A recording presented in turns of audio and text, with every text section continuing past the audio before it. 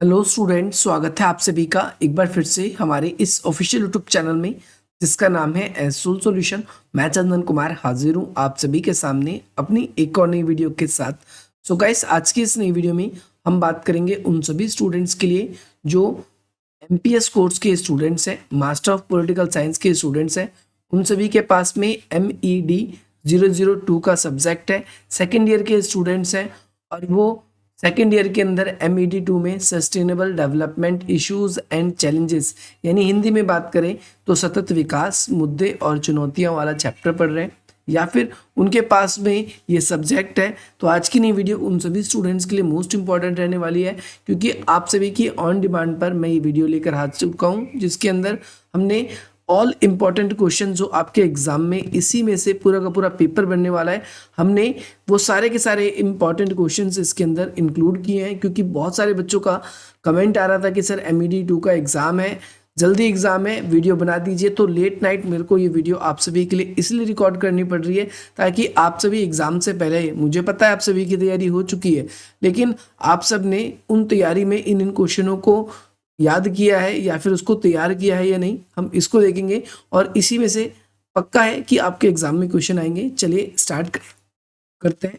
सबसे पहली बात, अगर आप इस वीडियो के PDF को डाउनलोड करना चाहते हैं तो आप डिस्क्रिप्शन बॉक्स में दिए गए लिंक्स के थ्रू डाउनलोड कर सकते हैं। इसके अलावा यहाँ पर फर्स्ट क्वेश्चन आपकी स्क्रीन पर आ चुका है और क्वेश्चन के अंदर हर एक क्वेश्चन आपको बाय लैंग्वेज मिलेगा।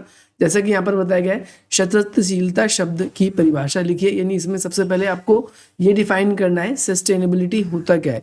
सबसे पहले मैं आपको बता दूं सस्टेनेबिलिटी का मतलब होता क्या है, या सततशीलता या सतत विकास होता क्या है। तो सतत विकास एक विकास की कैसी प्रक्रिया जिसमें विकास का क्रम लगातार बना रहे, यानी हम ये देखते हैं कि विकास का क्रम हमारे संसाधनों की वजह से रुक ना जाए। हमारे पास सीमित संसाधन है और मनुष्य उन संसाधनों का उपयोग करके अपना विकास करता है। हमें ये नहीं भूलना चाहिए कि हमारे पास ये सीमित संसाधन जो हैं, अगर हमने इनको सही उचित मात्रा में इनका उपयोग नहीं किया तो ऐसा भविष्य में हो सकता है कि शायद इन सभी संसाधनों को हम कभी आगे भविष्य में यूज़ ना कर पाए। इसीलिए हमें आने वाली पीढ़ी के लिए क्या करना है, संसाधनों का उपयोग इस तरीके से करना है ताकि वो लोग भी इसका क्या कर सकें, उपयोग कर सकें। तो सततशीलता यानी सततशीलता का मतलब है सस्टेनेबिलिटी, और ये कब बनी रहेगी, जब हम अपने सीमित संसाधन जो है हमारे उनका उपयुक्त तरीके से उपयोग कर सकते हैं, पहली बात। या फिर हम एक और काम कर सकते हैं कि हम ऐसे संसाधनों की तरफ हम अपना रुख कर सकते हैं जो कि हमारे पास अपार मात्रा में, या फिर हम कहें तो इतना है कि भविष्य में कभी ख़त्म नहीं होगा। हम अगर ईंधन की बात करते हैं तो हम ईंधन में ऐसे संसाधनों का उपयोग करना चाहेंगे जो भविष्य में कभी ख़त्म ना हो, या फिर उसके हमारे पास अपार भंडार हो, या फिर वो कभी ख़त्म ही ना हो सकता है। जैसे ऊर्जा के रूप में हम कोयला, पेट्रोलियम या जो प्राकृतिक गैस है हम इनको यूज़ करते हैं, लेकिन इनसे पर्यावरण में प्रदूषण भी होता है और एक समय बाद ये समाप्त हो सकते हैं। अगर हम देखें सौर ऊर्जा को अगर हम एक एनर्जी के रूप में यूज़ करें, ईंधन के रूप में यूज़ करें, तो ये काफ़ी हद तक हमारे लिए फ़ायदेमंद हो सकता है और भविष्य में इसकी ख़त्म ना होने की भाई संभावना भी नहीं, और भविष्य में ये हमारे पर्यावरण प्रदूषण मुक्त भी रहेगा। तो सतत विशीलता या सतत विकास का शब्द की उत्पत्ति की चर्चा करनी है। सतत विकास के शब्द की बात करते हैं तो हम देखते हैं कि ब्रूटलैंड आयोग की जो रिपोर्ट थी अवर कॉमन फ्यूचर, जिसमें ये बात कहा गया था कि हमारा जो कॉमन फ्यूचर है उस पर पर्यावरण पर संकट आ चुके हैं, जिसके अंदर हमें विकास के अपने जो तरीके हैं उसमें कुछ बदलाव करने होंगे, और उसमें जो बदलाव होंगे वो बदलाव ऐसे हों जो भविष्य में भी विकास के क्रम को हमारा बनाए रखे। ऐसा ना हो कि आज हम संसाधनों का अधिक उपयोग कर लें और भविष्य में आने वाली जो हमारी पीढ़ी है वो संसाधनों का उपयोग कर ही ना पाए, या फिर उसके पास संसाधन बचे ही ना। हम यहाँ पर इस संदर्भ में भी इसको देख सकते हैं। तो फर्स्ट क्वेश्चन आशा करता हूँ आप सभी को समझ में आ गया होगा, और जिस स्टूडेंट को ये कॉन्सेप्ट समझ नहीं आया है तो वो भविष्य में जितने भी क्वेश्चन अभी मैं आपको बताने वाला हूँ या आप जो देखोगे ये भी क्वेश्चन आपको समझ नहीं आएंगे। आपको ये बात समझ में आनी चाहिए पहले। सेकंड क्वेश्चन आपके स्क्रीन पर है, सतत जीविका क्या है, यानी हमारी जो जीविका है, जीविका का मतलब जो हमारी लाइवलीहुड है वो क्या है, सतत रूप से बने रहे, यानी जीवन का जो स्तर, जो चीज़ें आज हमारे पास, जो संसाधन आज हमारे पास है वो बनी रहे, यानी भविष्य में भी हम उसका क्या कर सके, उपयोग कर सके, सतत जीविका की प्राप्ति के विभिन्न प्रकार और पूंजी परिसंपत्ति का संक्षिप्त वर्णन आपको करना है। क्योंकि यहाँ पर हम केवल इंपॉर्टेंट क्वेश्चंस को ही बात कर रहे हैं तो हम ज़्यादा समय गवाएंगे नहीं। इसमें आपको दो चीज़ों पे फोकस करना है इस क्वेश्चन में।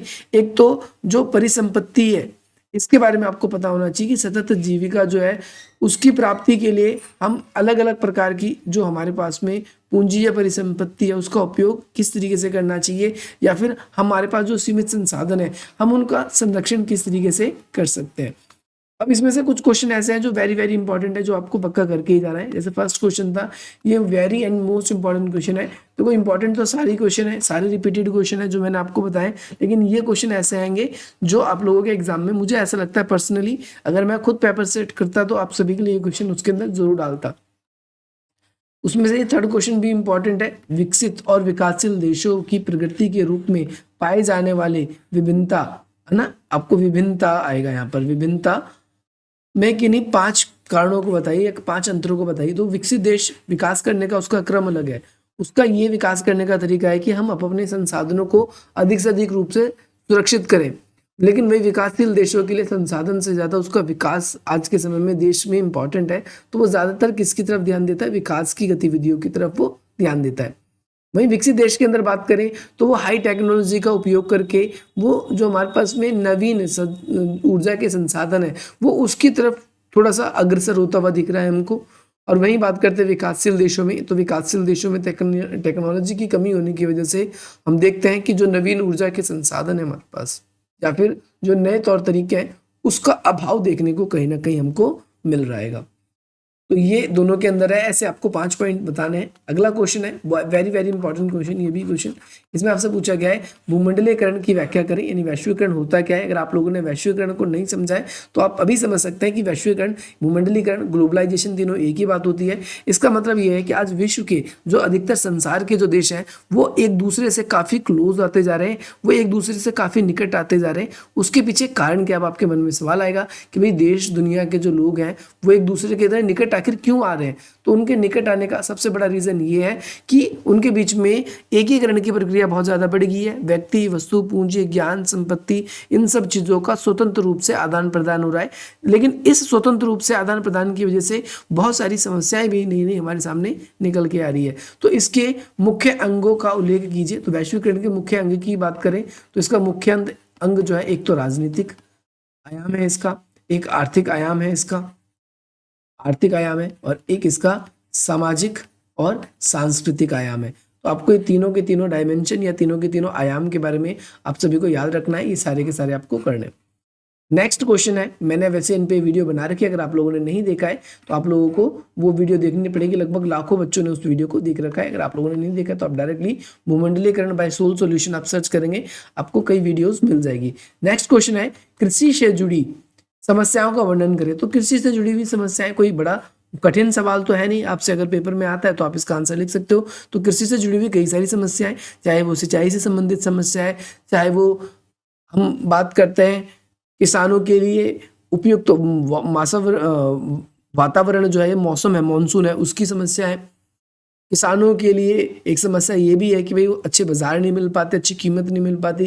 किसानों के लिए एक समस्या ये भी है कि किसानों को जो सब्सिडी सरकार की तरफ से नहीं मिल पाती। तो ऐसी बहुत सारी समस्याएं, और उनके समाधान किस प्रकार कर सकते हैं तो आपको ये खुद ही लॉजिकली आपको इसका आंसर लिखना पड़ेगा। अगर ऐसा क्वेश्चन आता है तो कोई मुश्किल सवाल नहीं है। अगला क्वेश्चन जो है ये भी इंपॉर्टेंट क्वेश्चन है। यहाँ पर देखो क्वेश्चन में पूछा गया है, भारत में विशाल बांध और नदी घाटी परियोजना के खिलाफ जन आंदोलन और गैर सरकारी संगठनों की भूमिका बतानी है। तो भारत में ऐसे बहुत सारे आंदोलन हुए जो नदी घाटी परियोजनाओं के विरुद्ध या फिर बांध परियोजना के विरुद्ध हुआ, चाहे वो टेहरी बांध का हुआ, चाहे सरदार सरोवर बांध का बात करते हैं, चाहे हम नागार्जुन सागर बांध की बात करते हैं। भारत में जितने भी बांध बने हैं उसमें, क्योंकि आप सभी को पता है उस नदी से बहुत सारे लोग अपनी जीविका को चलाते थे, चाहे वो लोगों को नदी पार करवाते थे, चाहे ट्रांसपोर्टेशन था, चाहे वो उनके लिए मछली पकड़ना था, या फिर उनके लिए और कोई कार्य हो सकता है। लेकिन जैसे ही नदी पर बांध परियोजनाएं और चीज़ें बन गई जिसकी वजह से वो नदी का जो जल है उसको उपयोग नहीं कर पाते, जिस तरीके से पहले उनके रोजगार या फिर और गतिविधियां चल जाती थी वो उस हिसाब से यूज नहीं कर पाते, जिस वजह से भारत में हम देखते हैं बहुत सारे स्थानों पर जो है बांध के विरुद्ध में आंदोलन देखने को मिले हैं। तो इसमें गैर सरकारी संगठनों की या एनजीओज की क्या भूमिका है? तो एनजीओज इसमें लीगली इंटरेस्ट लेती है, इसमें दिखाती है कि लोगों का रोजगार कैसे छिन रहा है, लोगों का रहन सहन कैसे बदल रहा है, जो हमारा इकोसिस्टम है उसके ऊपर जो है इस बांध परियोजना का क्या प्रभाव पड़ेगा। ऐसे बहुत सारे मुद्दे जो है हमें वो उठाते हुए दिखाई देते हैं। नेक्स्ट क्वेश्चन है, क्वेश्चन नंबर 7 है, कृषि वानिकी किसे कहते हैं? वानिकी का मतलब है जो आपका एग्रो फॉरेस्ट की बात करते हैं हम इसमें। एग्रो फॉरेस्ट यानी कृषि के साथ साथ जैसे जो हम वन लगा देते हैं, एक तरीके से बागवानी है ये जो एग्रो फॉरेस्ट, ये भी कृषि वानिकी का मतलब बागवानी से है। और खेतों की सीमाओं के साथ साथ लगाए जाने वाले बहुउद्देशीय वृक्षों का उदाहरण बताओ। यानी कई बार हम देखते हैं कि कई लोग खेत कैसे बनाते हैं, जैसे उनका खेत है तो खेतों के चारों तरफ उन्होंने क्या कर दिए, ऐसे पेड़ लगा दिए। खेतों के चारों तरफ इन्होंने क्या कर दिए, पेड़ लगा दिए, और बीच में पेड़ के साथ साथ पेड़ का तो लाभ ले रहे हैं और बीच में वो क्या कर रहे हैं, खेती कर रहे हैं, खेती बाड़ी भी कर रहे हैं। तो यहाँ पर ऐसी प्रकार की जो खेती होती है वो क्या कहलाती है, कृषि के साथ में हम देख रहे हो खेतों के सीमाओं के साथ में, खेतों की जो बाउंड्रीज है उसके साथ में पौधे लगाए जाते हैं, पेड़ लगाए जाते हैं, या फिर हम कह सकते हैं बागबानी की जाती है। उसका क्या इंपॉर्टेंट रोल है तो वो आपको इंपॉर्टेंट बताना है इसके अंदर। नेक्स्ट क्वेश्चन ये भी बहुत इंपॉर्टेंट है, इसमें आपसे पूछा गया है सीमा शुल्क और व्यापार संबंध में सामान्य समझौता, इसे गैट बोलते हैं। GATT general agreement trade on tariff, ये आपको ध्यान रखना है। इसकी क्या क्या कमजोरी थी तो आप सभी को पता है कि इसकी कई सारी कमजोरी थी। इसकी कमजोरी को दूर करके ही आगे चलकर WTO बनाया गया। गेट से पहले इसका नाम बात करें तो ILO नाम था, ILO नहीं ITO नाम था, सॉरी ITO नाम था। ILO तो इंटरनेशनल लेबर ऑर्गेनाइजेशन है और ITO इंटरनेशनल ट्रेड ऑर्गेनाइजेशन था। लेकिन अमेरिका की संस्था ने, अमेरिका की जो पार्लियामेंट है उसने, सीनेट ने क्या नहीं किया, ITO को पास नहीं किया था। इस वजह से उसमें कुछ परिवर्तन किए गए, सुधार किए गए और ITO का नाम ही आगे चलकर क्या रखा गया था, गैट रखा गया था। और आगे चल के 1 जनवरी 1995 से हम देखते हैं कि गैट का नाम बदलकर WTO यानी वर्ल्ड ट्रेड ऑर्गेनाइजेशन रख दिया गया। इसकी कमियां बताइए, तो इसकी कमी ये है कि भाई विकसित देशों का जो है गैट के ऊपर ज़्यादा प्रभाव दिखता है। दूसरी बात, जो कमज़ोर देश है, कमज़ोर देशों की सुरक्षा को सुनिश्चित करने में असफल रहा है, हम ये भी कॉन्सेप्ट इसके अंदर हाईलाइट कर सकते हैं। दूसरी बात, अंतर्राष्ट्रीय स्तर पर जितने भी नियम कायदे कानून बनाए जाते हैं वो केवल गरीब देशों के लिए, अमीर देश अपने हिसाब से कानूनों को मानते हैं या नहीं मानते ये उनके लिए ये है। इसके अलावा ये विकसित देशों को किस प्रकार से गरीब देशों का शोषण किया जा सकता है इसको लेकर प्राथमिकता देता है। ये मार्क्सवादी सोच को लेकर हम कह सकते हैं कि विकसित देशों को अधिकतर लाभ पहुंचाने के लिए बनाई गई संस्था है अंतर्राष्ट्रीय स्तर पर, क्योंकि गरीब देशों के पास में इतनी टेक्नोलॉजीज नहीं है कि वो अपनी इंडस्ट्रीज को दूसरे देशों में भेजकर अधिक से अधिक लाभ कमा सके। इसीलिए हम यहाँ पर देखते हैं कि प्रॉब्लम हमें देखने को मिलती है। नेक्स्ट क्वेश्चन है, मरुस्थलीकरण क्या है? बहुत ईजी क्वेश्चन है। मरुस्थलीकरण का मतलब है जो जमीन जो है उसमें क्या है, रेत का बढ़ जाना, या फिर हम कहें कृषि संबंधित जो समस्या है वो हमारे सामने आ जाती है, कृषि हम नहीं कर पाते इसके अंदर। तो मरुस्थलीकरण क्या है ये आपको क्लियर हो गया। और इसके होने के क्या कारण है? मरुस्थलीकरण होने के कई सारे कारण है। अगर हम देखते हैं किसी क्षेत्र में अति सिंचाई यानी बहुत ज्यादा सिंचाई करवाई जाती है, किसी क्षेत्र में बार बार वहां पर कृषि की जाती है, किसी क्षेत्र के अंदर हम बहुत ज़्यादा खाद्य उर्वरकों का उपयोग करते हैं तो उससे भी होता है। और इससे निपटने के कई सारे तरीके हैं जो जिसकी वजह से हो रहा है, अब उस सब तरीकों को हम हटा देंगे तो वो हो सकता है। अगला है, पर्यावरणीय रक्षा हेतु किन्हीं 2 अंतर्राष्ट्रीय समझौतों को बताना है जो पर्यावरण को सुरक्षा के लिए हुए हैं। चाहे हम इसके अंदर कई सारी बात कर सकते हैं, बहुत सारे समझौते। तो 1992 में पृथ्वी सम्मेलन हुआ, पृथ्वी सम्मेलन, अच्छा, या फिर एजेंडा 21 या फिर क्योटो प्रोटोकॉल, हम ऐसे, या फिर आप सभी का अंकटाड है, UNEP है, बहुत सारी ऐसी संस्थाएं हैं या फिर बहुत सारे ऐसे समझौते हैं जो अंतर्राष्ट्रीय स्तर पर पर्यावरण की सुरक्षा के लिए उठाए गए हैं। और इसकी मुख्य विशेषता ये है, इन्होंने जैसे अगर हम क्योटो प्रोटोकॉल की बात करते हैं तो क्योटो प्रोटोकॉल कब हुआ? जापान के एक शहर क्योटो में वर्ष 1997 में हुआ था। उसकी विशेषता ये थी कि विश्व स्तर पर जो ग्रीन हाउस गैसों का इतना अधिक उत्सर्जन हो रहा है, ग्रीन हाउस गैसों का उत्सर्जन रोका जा सके, ताकि जो हमारी ओजोन परत है उसमें छिद्र होने से उसको क्या किया जा सके, बचाया जा सके। तो इसकी मुख्य विशेषता आप बता सकते हो। और एक समझौता मैंने आपको बता दिया, दूसरा समझौता आप लिखना चाहो तो दूसरा समझौता आप कोई और भी लिख सकते हो। दूसरा समझौता आप एजेंडा 21 लिख सकते हो आप लिखना चाहो तो। ऐसे बहुत सारे समझौते हैं जो आपके हुए हैं। वो वाला कॉन्सेप्ट आपको क्लियर होना चाहिए। नेक्स्ट क्वेश्चन है आप सभी के लिए, पर्यावरणीय समस्या निदान के लिए नागरिक समाज की भूमिका बतानी। यानी हमारा नागरिक समाज किसको कहते हैं, आप मास्टर्स में ये तो पढ़ चुके होंगे। नागरिक समाज एक ऐसे समाज को कहा जाता है जिसमें मनुष्य की भलाई के लिए मनुष्यों के द्वारा ही, एक समूह के द्वारा बनाया जाता है। इसमें सरकार का इंटरवेंस नहीं होता, ये बेसिकली जनता की भलाई के लिए बनाया जाता है। और पर्यावरण की जो हमारे पास समस्या है, उन समस्याओं को कैसे रिजॉल्व कराया जा सकता है, इसके बारे में बताया गया है। वैश्विक, क्षेत्रीय और राष्ट्रीय गैर सरकारी संगठनों के आपको इसमें उदाहरण देनी है। इसमें क्या करना है, आपको सरकारी संगठनों के उदाहरण देते हुए इसकी क्या करनी है, व्याख्या करनी है। तो ये वाला कॉन्सेप्ट आप सभी को याद रखना है, ये भी इंपॉर्टेंट है आप सभी के लिए। ये क्वेश्चन भी बहुत इंपॉर्टेंट है, ये भी पेपर में पूछे जाने की उम्मीद है। वेरी वेरी इंपॉर्टेंट क्वेश्चन में से एक है। जलवायु परिवर्तन पर उत्तर और दक्षिण के विभाजन का वर्णन करना है। हमको बताना है कि जलवायु परिवर्तन को लेकर, जैसे जलवायु परिवर्तन को लेकर जो उत्तर के देश हैं, उन सभी देशों, विकसित देशों का ये कहना है कि पर्यावरण जो है वो सभी के लिए इंपॉर्टेंट है। इसीलिए सभी देशों को पर्यावरण की सुरक्षा के लिए हमें व्यापक कदम उठाने चाहिए, या फिर हमें ग्रीन हाउस गैसों का उत्सर्जन पे रोक लगा देनी चाहिए। लेकिन दक्षिण के जो देश हैं, उन सभी देशों का कहना है कि हम ऐसा बिल्कुल नहीं कर सकते। क्यों? क्योंकि उत्तर के देश काफ़ी लंबे समय से क्या कर रहे हैं, पर्यावरण का दोहन कर रहे हैं। क्योंकि दक्षिण के देश तो 1960 के दशक में आज़ाद हुए, लेकिन जो उत्तर के विकसित अधिकतर देश हैं, उन सभी देशों ने क्या किया है, पर्यावरण को 1860 के दशक से ही दोहन करना शुरू कर दिया, जिसकी वजह से उन्होंने पर्यावरण को ज़्यादा नुकसान पहुँचाया है। तो पर्यावरण की सुरक्षा करने में उनकी जिम्मेदारी भी अत्यधिक होनी चाहिए, ये इनका कहना है। आप सभी को ये वाला कॉन्सेप्ट भी याद रखना है, ये भी बहुत इंपॉर्टेंट कॉन्सेप्ट है। नेक्स्ट क्वेश्चन है, सतत आर्थिक विकास के संदर्भ में विकासशील देशों के सम्मुख विभिन्न मुद्दों को। आज विकास को लेकर विकासशील देशों के सामने क्या क्या मुद्दे हैं, तो बहुत सारे मुद्दे हैं। जैसे हमारा पारिस्थितिक तंत्र का बिगड़ना, हमारे ओजोन परत में छिद्र होना, जलवायु परिवर्तन होना, इसके अलावा जनसंख्या वृद्धि होना, अनेक प्रकार की जो बीमारियां आएंगी वो बीमारियों का उत्पन्न होना। इन सभी चुनौतियों के बारे में आपको डिटेल से बताना है, और इसके बाद में इसका विकास क्यों हुआ, और उत्तर और दक्षिण के विभाजन के संदर्भ में बताना है आप सभी को। तो उत्तर और दक्षिण के विभाजन के संदर्भ में हम इस तरीके से बता सकते हैं कि उत्तर के देशों में पर्यावरण को लेकर जो कंसर्न था वो काफ़ी पहले से ही चला आ रहा था, जिसकी वजह से पर्यावरण को उन्होंने अत्यधिक नुकसान पहुंचाया है। और वही दक्षिण की बात करते तो उन देशों ने कम नुकसान पहुंचाया है।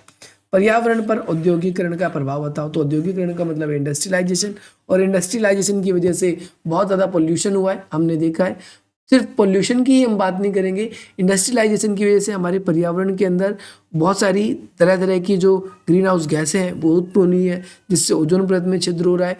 इसके अलावा अलग अलग प्रकार के जो प्रदूषण है वो औद्योगिकरण से बढ़ रहे हैं, चाहे वो नॉइज पोल्यूशन हो, चाहे वो एयर पोल्यूशन हो, चाहे वो वाटर पोल्यूशन हो, इसकी बात हम कर सकते हैं। ऐसे आप इसके अंदर बता सकते हैं। नेक्स्ट क्वेश्चन है क्वेश्चन नंबर 15। इसमें भारत में बनाए गए किन्हीं 5 पर्यावरण विधान, विधान का मतलब है कानून, विधान का मतलब किससे है, कानून।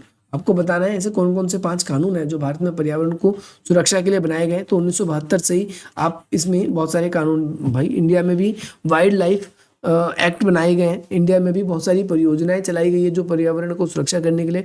भारत में भी बहुत सारे नेशनल पार्क बनाए गए, भारत में भी बहुत सारे हम देखेंगे रामसर साइट्स बनाई गई है, जिसके तहत वन और जीव जंतु को सुरक्षा दी जा सके। तो इसके लिए इसमें बताया गया है। नेक्स्ट क्वेश्चन आप सभी को ध्यान रखना है,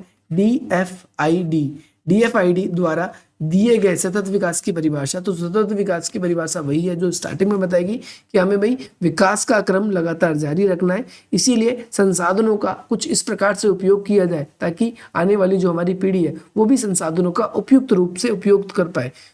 इसमें 5 जो आपकी परिसंपत्तियां हैं उसका आपको वर्णन करना है। तो ये क्वेश्चन भी इंपॉर्टेंट है, आप सभी को ध्यान रखना है। एक क्वेश्चन ट्रिप्स को लेकर है, ट्रेड रिलेटेड इंटेलेक्चुअल प्रॉपर्टी या राइट्स, या फिर हम कह सकते हैं बौद्धिक संपदा का अधिकार। अगर मैंने ये क्वेश्चन आप लोगों को इसके अंदर ऐड नहीं किया है तो आप उसको जरूर याद रखेंगे, बौद्धिक संपदा का अधिकार। ये आप सभी के बारे में आपके पेपर में बहुत बार पूछा जाता है, शॉर्ट नोट में भी पूछा जाता है। नेक्स्ट क्वेश्चन है, पारिस्थितिक ग्राम किसे कहते हैं। पारिस्थितिक ग्राम का मतलब है कि इको विलेज जो है वो क्या है, और इसके साथ साथ ये हमारे लिए क्यों इंपॉर्टेंट है। पारिस्थितिक ग्राम हमारे लिए बहुत इंपॉर्टेंट है, हमारे परितंत्र हमारे लिए क्यों इंपॉर्टेंट है, क्वेश्चन कुल मिला के ये है। तो परितंत्र क्या करता है, हमारे जो फूड चेन है या फिर हम कहते हैं फूड वेब है उसमें बैलेंस बनाए रखता है, या विभिन्न प्रकार के जो जीव जंतु है या फिर जो सजीव प्राणी है या जो सजीव एलिमेंट्स हमारे पास, जो सजीव हमारे पास में जीव है, उन सभी के लिए एक क्या करता है कि ये ऊर्जा का प्रवाह का चिन्ह होता है। और हम ये भी कह सकते हैं पारिस्थितिक ग्राम के अंतर्गत कई तरह की जो इकोसिस्टम्स होती है वो अलग अलग होती है, जिसमें जो बड़े जीव अपने से छोटे या कमजोर को खाकर क्या करते हैं, ऊर्जा व पोषण प्राप्त करते हैं। तो ये वाला कॉन्सेप्ट आपको याद रखना है, ये वाला। नेक्स्ट क्वेश्चन है सतत विकास की में सहकारी संस्थाओं की क्या भूमिका है। ये इंपॉर्टेंट क्वेश्चन है, और इससे पहले वाला ये सबसे ज्यादा इंपॉर्टेंट क्वेश्चनों में से एक है जो मैं आपको बता रहा हूँ। इंपॉर्टेंट तो खैर सारी है, लेकिन ये ज्यादा इंपॉर्टेंट है।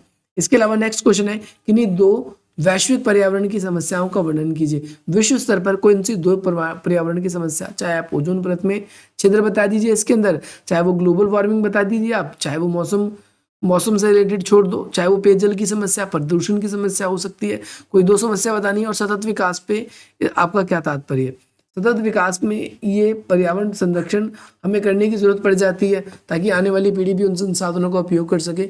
लेकिन हम देखते हैं कि पर्यावरण एक कंसर्न इतना तगड़ा बन चुका है कि इस पर्यावरण कंसर्न की वजह से आज विश्व स्तर पर पर्यावरण को सुरक्षा करने की बात चल रही है। नेक्स्ट क्वेश्चन है लैंगिक विषमता क्या है। लैंगिक विषमता का मतलब ये होता है कि जो लिंग के आधार पर हम भेदभाव करते हैं, महिलाओं का पुरुषों से, पुरुषों का महिलाओं से, महिलाओं को पुरुषों से कमतर समझा जाता है, पुरुषों को महिलाओं से ज्यादा समझा जाता है। तो पर्यावरण को बचाने में, सतत विकास में लैंगिक विषमता किस प्रकार से बाधा उत्पन्न करती है। हम देखते हैं कि कई बार पुरुष जो होते हैं वो क्या करते हैं, रोजगार के सिलसिले में शहरों में या फिर कमाने के लिए घर से बाहर निकल जाते हैं, जिसकी वजह से महिलाएं घर रहती हैं। और हमने देखा है कि चाहे वो चिपको आंदोलन रहा, चाहे पिक्को आंदोलन रहा, विश्नोई आंदोलन रहा, इन सभी आंदोलनों में पुरुषों से अधिक पर्यावरण को संरक्षण करने में महिलाओं की अधिक भूमिका रही है। और महिलाओं की अधिक भूमिका होने की वजह से उन्हें हम इग्नोर नहीं कर सकते कि उन्होंने पर्यावरण के संरक्षण करने में कोई कदम नहीं उठाया है। नेक्स्ट क्वेश्चन है पर्यावरण के संरक्षण में जन भागीदारी।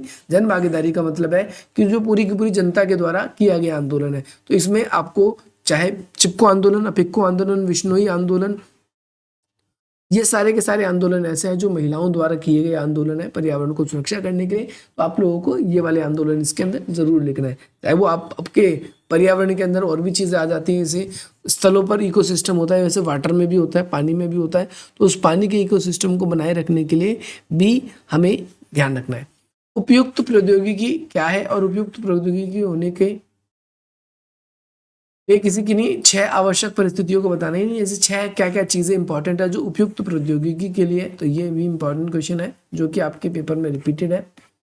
नेक्स्ट क्वेश्चन है पर्यावरण के संरक्षण के लिए वैश्विक पहल, विश्व स्तर पर कौन कौन से कदम उठाए गए और उनको क्या क्या चुनौतियां सामना करनी पड़ रही है। तो विश्व स्तर पर बहुत सारी ऐसी संस्थाएं, बहुत सारी ऐसी संधियां करवाई गई हैं जिसके तहत पर्यावरण को सुरक्षा किया जा सके। लेकिन विश्व स्तर पर हम देखते हैं कि पर्यावरण को सुरक्षा करने में विश्व के अधिकतर देश असफल है। उसके पीछे कारण ये है कि विश्व के अधिकतर देशों में एक दूसरे के ऊपर भरोसा नहीं है, अभाव है भरोसे का। दूसरी चीज अगर हम बात करें पर्यावरण की सुरक्षा के लिए, अगर हम बात करें संरक्षण की बात करें, तो उनके सामने एक चुनौती ये भी है कि विश्व स्तर पर सभी देश एकजुटता नहीं हो पाती। विश्व में सभी देश जो है अपने आर्थिक विकास को बार बार ही बीच में लाते हैं। जब भी हम समझौते की बात करते हैं तो बहुत सारे देश ऐसे हैं जिनका ये कहना है कि विश्व में पर्यावरण को सुरक्षा करने में उनके देश के द्वारा या उनकी सरकार के द्वारा लगातार कदम उठाए जा रहे हैं, लेकिन ऐसा एक्चुअल में होता नहीं है। हम देखते हैं बहुत सारे देश जो है संसाधनों को या फिर पर्यावरण की सुरक्षा करने में जिस हिसाब से उनको भूमिका निभानी चाहिए उस हिसाब से इनकी भूमिका नहीं हो पाती। नेक्स्ट क्वेश्चन है विकासशील और विकसित देशों में प्रगति को लेकर क्या क्या विविधता है। तो क्वेश्चन अभी ऊपर आया था, आप सभी को पता होगा, ये क्वेश्चन हमने डिस्कस कर दिया। नेक्स्ट क्वेश्चन है सतत विकास के अध्ययन के लिए पारिस्थितिक तंत्र के उपागम को बताइए। सतत विकास के लिए यानी लगातार विकास के लिए पारिस्थितिक तंत्र क्यों इंपॉर्टेंट है। अगर इकोसिस्टम हमारा नहीं रहेगा तो क्या होगा, हमारा इकोसिस्टम ना होने की वजह से हम देखते हैं हमारे पर्यावरण में बहुत सारी जीव जंतुओं की जो प्रजातियां वो लुप्त हो जाएंगी, या फिर हम कह सकते हैं उन्हें जो है अपने फूड के लिए और चीज़ों के लिए हमें उन्हें दूसरों के ऊपर निर्भर रहना पड़ेगा। तो ये वाली चीज़ भी आपको याद रखनी है। उत्पादन के 5 M की व्याख्या कीजिए। तो ये इंपॉर्टेंट क्वेश्चन है, ये भी आपको पेपर में करके जाना है। उत्पादन के 5 M की व्याख्या करनी है आपको इस वाले में। नेक्स्ट क्वेश्चन है क्वेश्चन नंबर 27 है, इसमें आपसे पूछा गया जैवग्राम की परिभाषा दीजिए। जैवग्राम और आप सभी को ध्यान रखना है एक है परितंत्र या परिग्राम, इनके बारे में भी आपसे कई बार अंतर पूछ लेता है। अब इसमें कोई दो लाभ बताने जैवग्राम का, तो जैवग्राम वाला क्वेश्चन ऊपर जब आया था हमने सेम चीज को ऊपर डिस्कस कर रखा है, अगर आप लोगों ने नहीं देखा तो आप उसको देखिए। नेक्स्ट लास्ट दो क्वेश्चन बचे हैं। एक तो सतत विकास के लिए एशिया में क्षेत्रीय सहयोग को बताना है, सार्क की भूमिका बतानी है, यानी हम भारत और उसके पड़ोसी देशों ने पर्यावरण के संरक्षण करने के लिए क्या कदम उठाए, इसके बारे में बात करेंगे। दूसरी चीज परितंत्र, पारिस्थितिक तंत्र के संरक्षण क्यों होना चाहिए, पारिस्थितिक तंत्र हमारे लिए क्यों इंपॉर्टेंट है। तो आज की क्लास का सबसे इंपॉर्टेंट सवाल और सबसे लास्ट का सवाल भी हमने इसीलिए आप लोगों के लिए ये रखा था। अगर आप लोगों को ये वीडियो पसंद आई है तो आप इस वीडियो को लाइक करें, अधिक से अधिक मित्रों तक शेयर करें और हमारे चैनल को सब्सक्राइब करें। वीडियो के डिस्क्रिप्शन बॉक्स में कुछ वेरियस लिंक दिए गए हैं, उस लिंक्स के थ्रू आप हमसे सोशल मीडिया के वेरियस प्लेटफॉर्म्स पे जुड़ सकते हैं। अब तक जो आप सभी का मास्टर्स का इग्नू का ग्रुप्स है उसके अंदर भी लगभग 620 के लोग लगभग स्टूडेंट्स उसमें जुड़ चुके हैं। अगर आप लोग अभी तक नहीं जुड़े तो आप जुड़ सकते हैं, लिंक डिस्क्रिप्शन बॉक्स में है, या फिर आप अपने स्क्रीन पर दिखे नंबर से भी अपने कोई डाउट है तो उसको क्लियर करा सकते हैं। बाकी मिलता हम आप सभी से अपनी अगली वीडियो में। जय हिंद, जय